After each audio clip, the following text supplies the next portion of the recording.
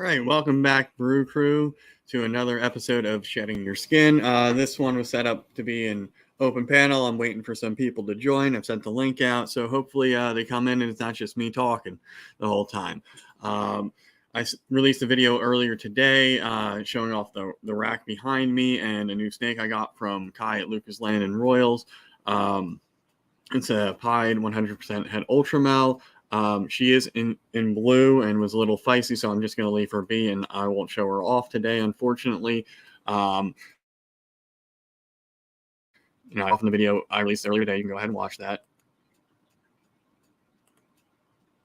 Nicole, no, it is not. I released a video earlier today that was like this, but pre-recorded, same shirt. And thanks for tuning in. I think that might have confused everybody with me releasing a video earlier today. So that's on me, but I wanted to get that out before I went live and everybody saw the rack behind me. It sort of would have been weird to have a video, after the fact of the rack being here, but it is what it is. So while I wait for some people to trickle in, I'm just going to do my spiel about US Arc. Boom.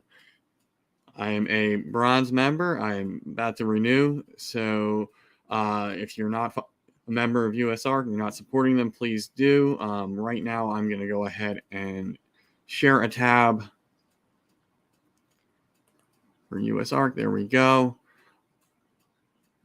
Now, if you go to their website here, you can see there's an alert for Illinois, Rhode Island, Oregon, New Mexico, Connecticut, Washington even. There's so many alerts right now for these animal bans.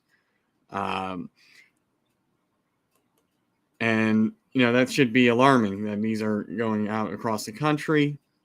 So when they happen in your area, make sure that you are involved, that you go to the local hearings, whether they're Zoom calls or whatnot, write your local representatives. Don't just sit there and be on social media and do nothing. Fortunately for me, so far, nothing really has come to Pennsylvania, but it's still important that we share these out via social media, share out these email blasts, things like that, so that people that may not be US Arc members are aware that these things are going on and they can potentially impact our ability to keep these animals. Okay, that's my spiel. Go support US Arc. But I feel like I am talking to myself, and that is cool.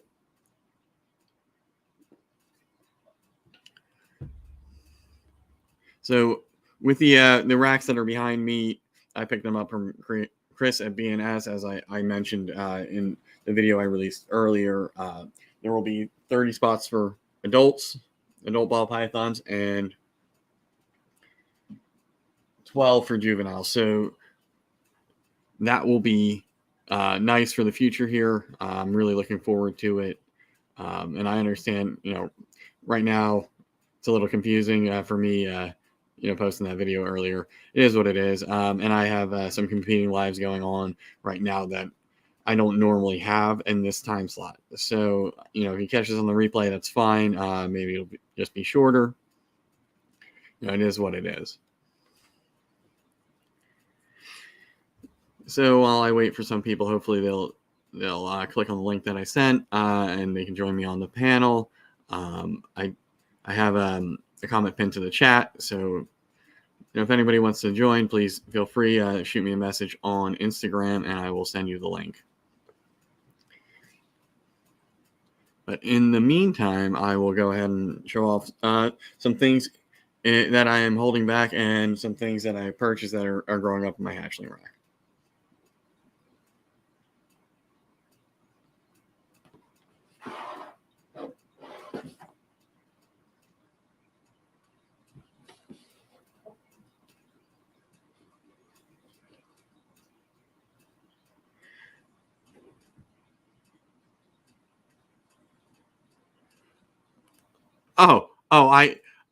I checked far too often, Nicole. At this point, I'm just, since I have the solid door, I'm just gonna set it and forget it around day 55 or so, or if I have a temperature spike, I'm just gonna leave it alone. and not constantly peek in to see if anything's pipping or what's going on. I'm just gonna let it go. But it's definitely exciting the first time. Uh, you hatch those eggs out, you want to see them, and patience. That's something I learned last year, and hopefully I can put that into practice this year.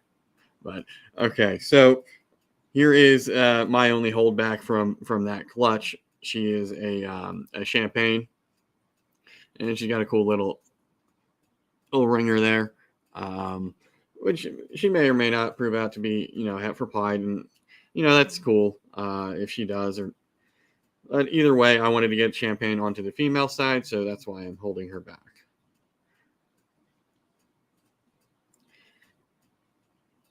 Yeah, she's probably the second biggest out of the hatchlings I have. The other one, the cool one from the clutch that everybody's seen, and I won't shut up about, is this one. The champagne 100% het pied. That's going to Ozak. She's probably come to pick it up sometime in April. So I get to hold on to it for a little bit longer. But this was if it was a female, I would have definitely held her back. But it's gonna be sad when he goes. I do have some pictures. What's up, Boza? Thanks for tuning in.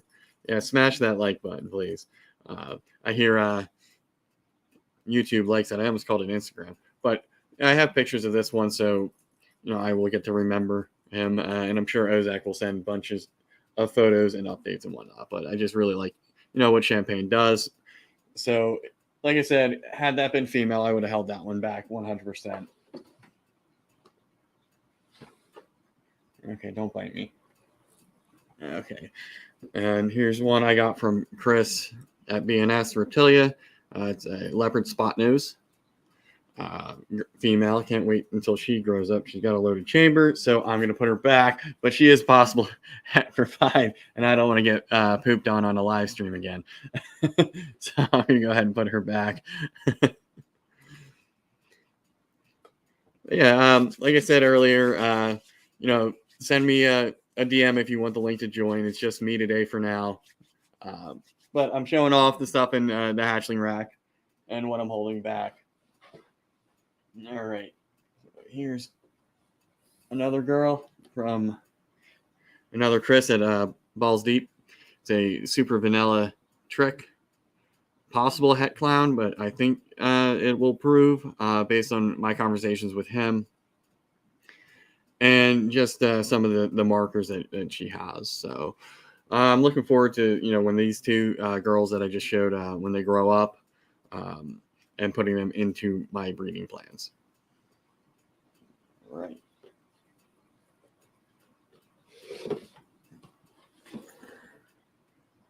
And here's the last one I have in the whole back rack growing up. It's just a pastel. I got this one from Kurtwood. Won it in, I believe, Iron Dog's cancer giveaway. But it's a really, really cool pastel. The pattern makes it look almost super. But another girl and another pastel. So if you know me, I have far too many pastels. Unfortunately, it's how the cookie crumbled and what I got into with a lot of the other genetics that I have. So I'm hoping to just produce less, even though I have some supers. This one isn't, but I definitely want to pair something to her to see what if this is some polymorphism going on, and if this can translate to her hatchling. So I'm looking forward to that. And that's what's in the rack that I am keeping. I mean, I have a lot of pastel. It's that one looks special to me. Some of the other ones, like the one I hatched out, it's not as appealing, but it does work in a lot of projects that I am working with. So I am, looking forward to working that in with Hypo, Ultramel, and some of the other things, to bring some light into those projects. And yeah, Nicole and Boza, I remember just constantly looking at that incubator, and then once they hatch that, constantly looking at the hatchlings and taking pictures and annoying everybody. Hey, it's the same snake I sent 20 minutes ago, but it looks cooler now. But I guess everybody has to have that level of excitement for their first clutch, and I'm very happy that all 5 are healthy. I did hit a lot of champagne combos. It is what it is. I do have 2 up, well, 1 up for sale currently on my Morph Market. So if you're watching this later, make me an offer, and when I can ship, I'll get him shipped out to you. This is a champagne pastel male. I originally thought it was a female, but it happens sometimes. You missex an animal. Luckily, I was able to catch it before it was sold as a female. But you can see it's got the really dirty pattern. Got some paradoxing. It sort of looks like the dad, but it, at least as a hatchling, it has some more yellow on the dorsal. But if you want to get into champagne, it's a great snake to get. Also, another pastel. 3. That's awesome, Nicole. I have, I believe, just the butter girl that looks like she's gonna lay within the next couple weeks. That's the only one that's showing signs. The cinnamon and bumblebee and the pied, I haven't really I haven't seen an ovulation, so I'm gonna keep on pairing with those. But yeah, I'm excited. Definitely for the stuff I'm pairing the Ultramel to. So I make my my head army, and then here is the runt of the litter. Just a regular champagne. I am assist feeding her currently, and she will be available once she eats a couple meals in succession, and I feel confident shipping her. But this one is a girl. What is my ultimate goal with the Ultramel? To Ultramel everything, honestly. So I have the building blocks for an Ultramel Pied project, and I want to use the Pied to tie into Clown Pied, and Hypo, and with the recesses I have, if I pair the Ultramel to everything, I'll be able to link everything together in the long run. So that's what I'm trying to do. Make an Ultramel Clown Pied Hypo, something like that. What's good, Angel? Angel will be my guest next weekend. So I'm looking forward to that and having him on here to discuss, ball pythons, of course, and rodent breeding, things like that.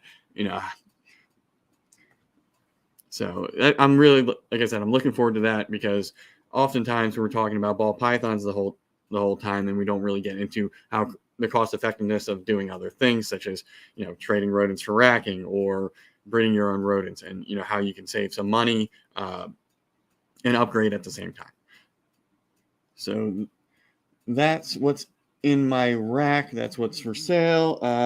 I would bring out the Pied 100% had Ultramel, but it's in blue, and it was nippy this morning when I filmed the video. So I'm going to leave her be, and we'll see her once she's got a fresh coat of paint. What the other things I got growing up are this Super Pastel Enchi Butter Ghost. She should be doing work next season, I hope, when she gets up to size.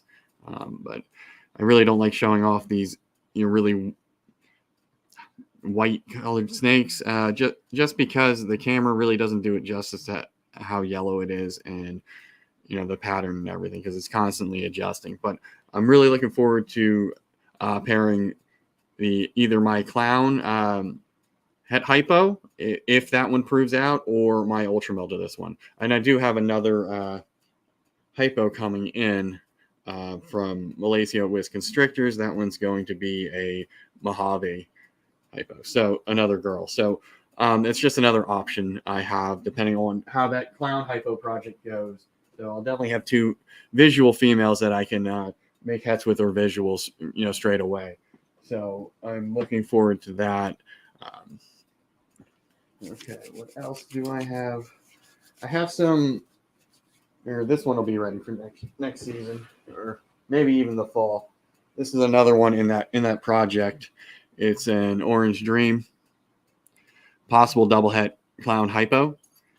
So she's got enough size on her that once I get my mail back from this breeder loan, if she's developing follicles, I'll probably start pairing her later in the year. But she's definitely getting close to the size where I'm comfortable breeding her, and that would be awesome to prove out both the clown and the hypo in her, and the hypo in my male. So definitely looking forward to that. And I have some. Unfortunately, they should have been up to size this year, but they're not. I have 2 girls that I wanted to breed, but unfortunately, they're on the small side. This is a black pastel girl. It's the same age as my cinnamon girl that's been paired to the ultramel pinstripe. But as you can see, she's on the smaller side, and I really don't want to take a chance on a smaller snake, even though she's old enough to breed. So we'll just keep her on the shelf and see what happens next year, or towards the end of this year. Maybe she'll go on a growth spurt.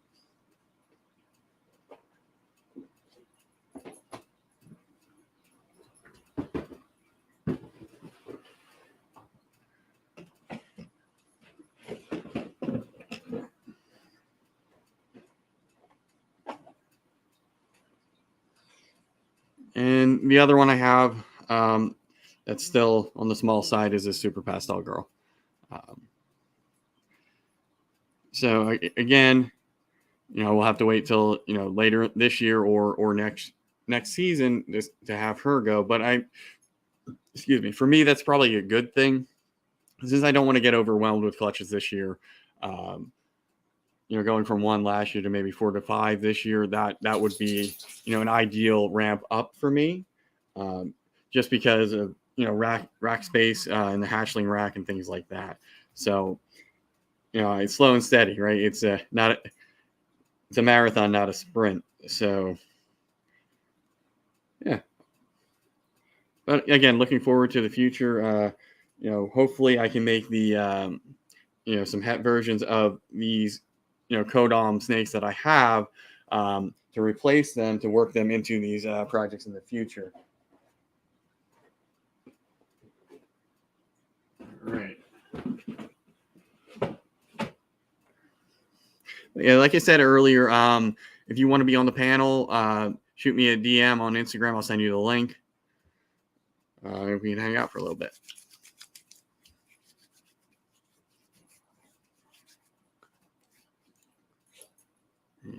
Stop sharing that. Okay. All right. Come out. All right, and then here is the male ultramel pinstripe that y'all have seen countless times. He's been putting in the work with the cinnamon girl and the pied female. So hopefully, they ovulate and I get some hets, season and double hets to pair with the to grow up to pair with the pied 100% het ultramel. But if I don't, I'm still ahead in the game, because I can always pair him to that pied het ultramel, make a male visual ultramel that's het for pied, and then the next season pair it back. So I'm not, it was a great purchase for me to sort of get ahead in this project and not do double het to double het and hope for the odds, amongst whatever I would hatch out from the pairing from the ultramel pin to the pied. I could be male heavy and that would set me back, or I could be all females, that would set me back. So it was a good purchase for me, and I'm definitely looking forward to that in the next 2 years to see where this project goes for me. and also should have a bunch of hets growing up that I can also pair that male to.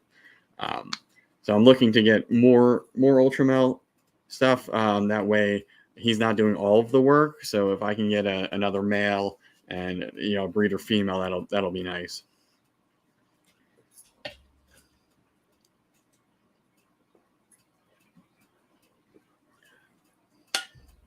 All right. Move Stella. Other way. All right. Then I have this guy on a breeder loan. It's an ivory male, and he's been paired to my Bumblebee Spark.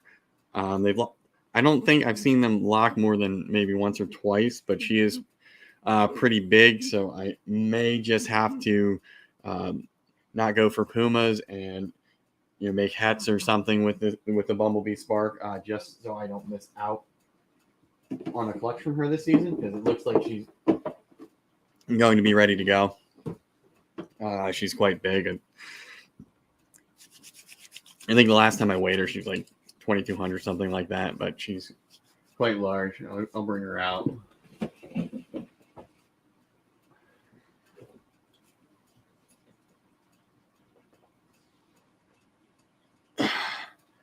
But she's a big girl. I got her from Chris at BNS Reptilia as well.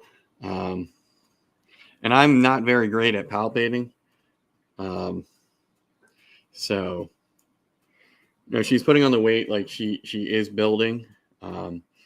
She does have a bit of a wobble, but it doesn't affect her in any way.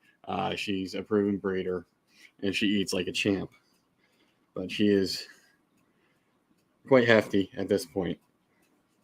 So in the event that she is gravid or will be gravid, I don't want to disturb her too much, and I'll let her get back to doing what she's doing. But she's quite large. She put on I want to say 800 grams or something like that since I got her, and she was already somewhat big then. So hopefully, she goes for me with the puma, with the ivory pairing, the yellow belly, everything.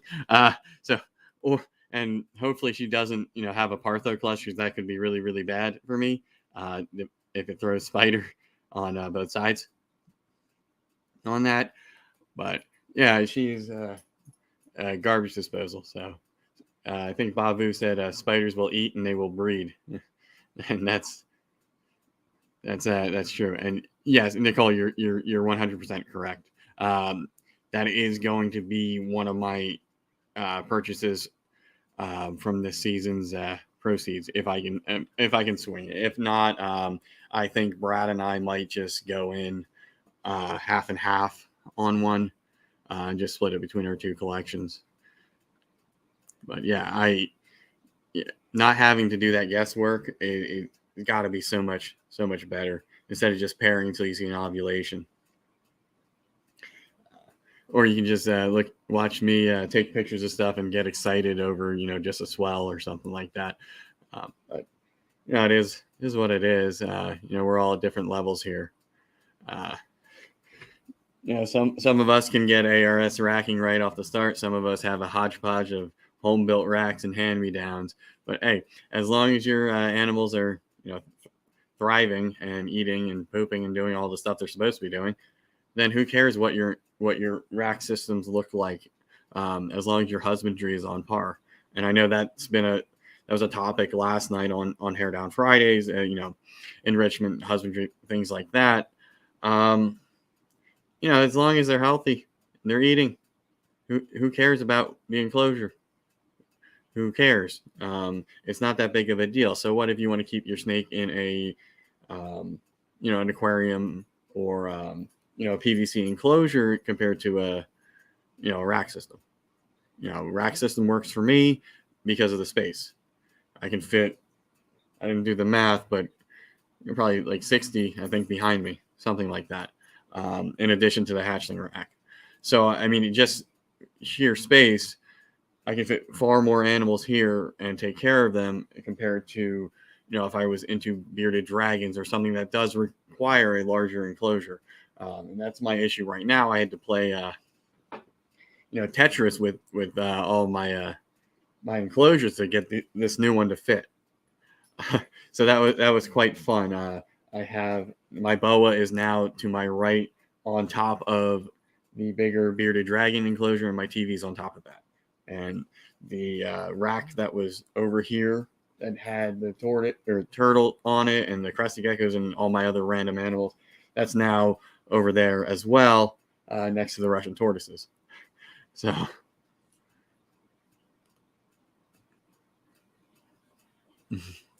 yeah, and I don't, Nicole, I don't, I don't have experience with the larger snakes. Ball python and the boa is pretty much what I deal with in snakes. So, I'm not going to offer advice on anything that I don't keep.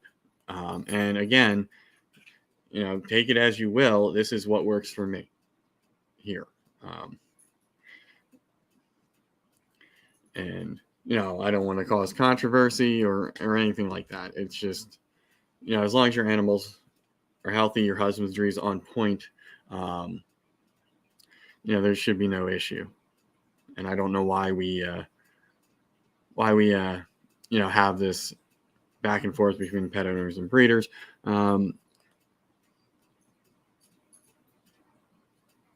Right. And they're bigger brain than a lot of these other snakes. So, it would make sense for them not to be in a rack system, much like ball pythons. Okay. Let's see what else to show off.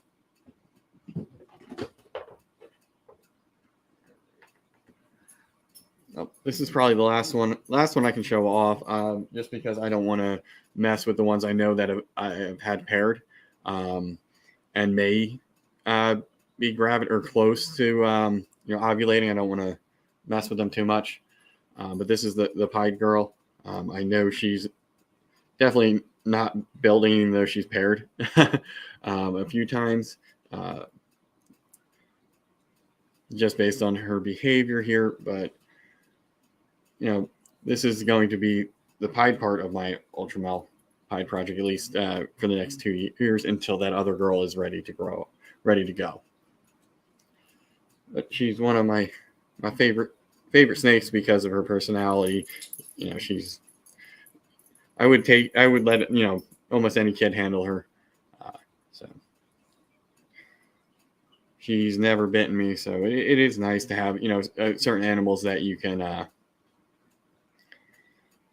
let kids handle without fear of their moms and dads getting ticked off if it tags them. Pets love into the rack seem to be happier ball pythons. Oh, pets you move.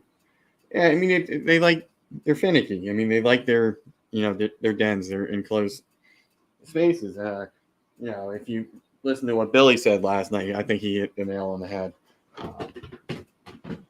with that. If your snake's ball python's not eating, you put it into a smaller tub and it eats right away, then you solve that problem with that snake. What, Stella? You want to go out? Of course you do. All right. What else? I mean, that's all really for snakes that I have to show off.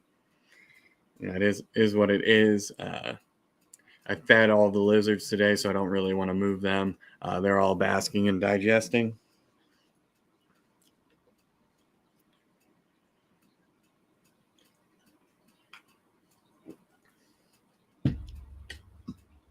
Like I said earlier, DM me if you want to join.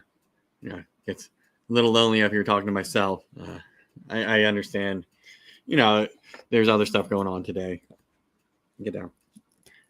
So it is what it is.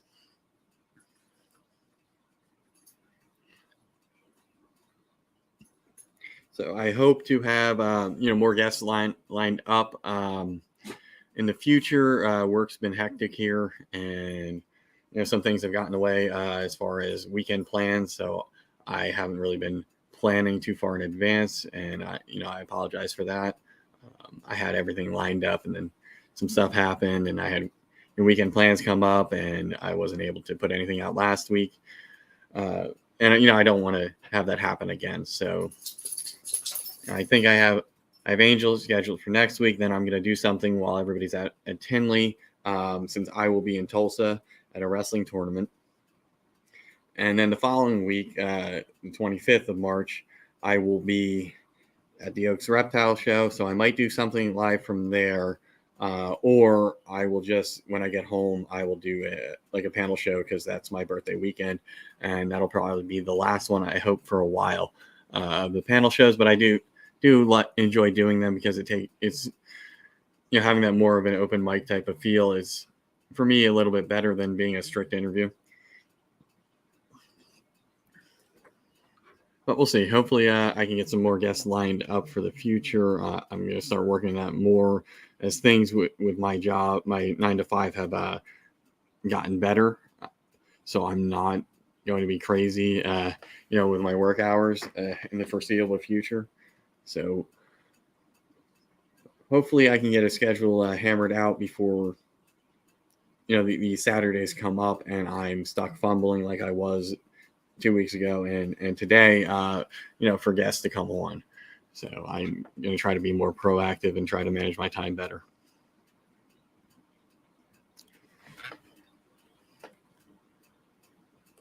Slithery Serpents, thanks for tuning in. So I've just been rambling and showing off snakes. I might end it soon if I don't have anybody on join me on the panel. That way I can clean some stuff and cook a proper dinner and enjoy my night.